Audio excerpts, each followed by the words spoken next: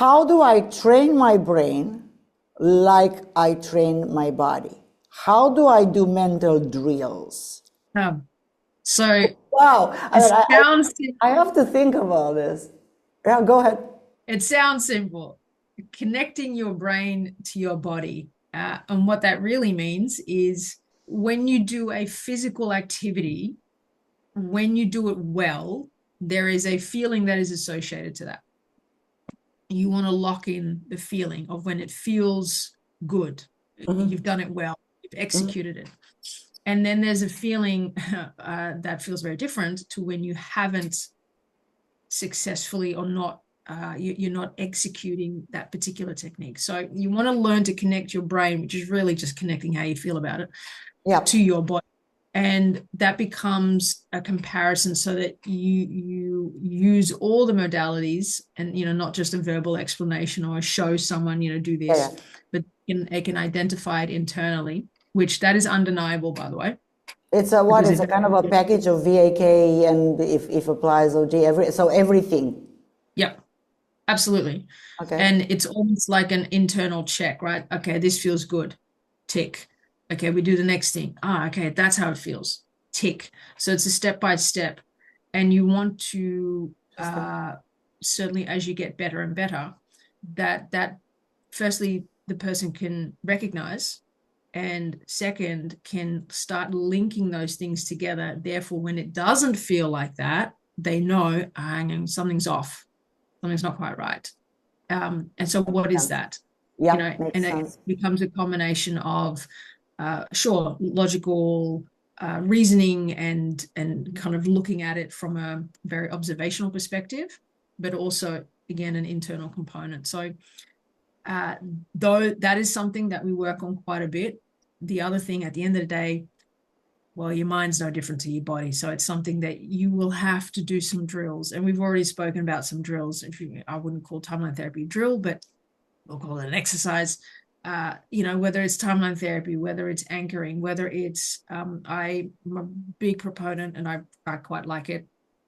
It's the perceptual positions, it's literally just stepping out of and then looking at it from a different perspective. That alone does wonders in terms of getting you to contemplate something else that you haven't contemplated before. So for those of you who are not trained in NLP, perceptual position is a technique that we learn at the first level of NLP, which presupposes almost like you are viewing yourself from different positions, like you're looking at yourself from outside, or you're looking at yourself and the situation you are facing from a completely neutral point of view. And this allows your mind to get out of just one way, and this is the way, which may not be what you want.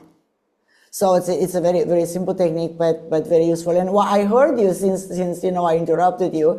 I heard you in your explanations, because I'm listening to your words, and I realize how many reframes you're doing, and especially how many complex equivalents you're taking out. Now, again, for those of you who are not trained in NLP, a complex equivalent simply means when a person puts an equal sign between this and that. So this happened, it means I'm not good enough. This happened, it means I can't do it. And it's that equal sign when you hear somebody say it means. I heard you use this over and over and over again in terms of your mindset as a coach.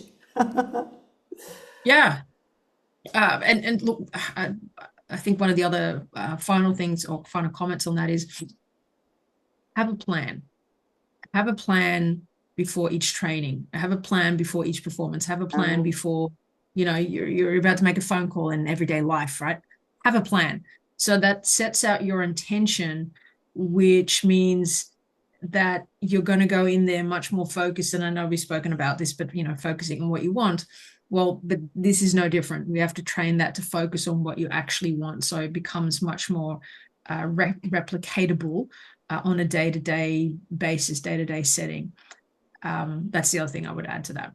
Yeah, I think this is extremely important. It doesn't cease to surprise me how many people think they are focusing on what they want, But actually, when you unpack it, and when I say the word unpack, simply you get into very specific how do they do what they do in their minds, you realize that actually they're focused on what they don't want. And it becomes almost like a habit. And it's my experience, I don't know if you, in yours, especially in the sports life, you have this situation, but in general, I notice that some people, don't even know how to focus on what they want. They think they are, but they're not. And then you have to kind of like take this and install the strategy of being able to formulate that, what we call focus on what you want, which is a complex set of specific little things all put together, because that makes a major difference. Yeah. Right. So starting with a simple example, I don't want to be overweight. Well, I see myself not being overweight. And people go, that means I'm focusing on what you want. No, that doesn't. First of all, the language to describe it, the words you're using to describe it, contains the word not. When you hear the word not, you're not focusing on what you want. From the NLP and Time Line Therapy perspective, right?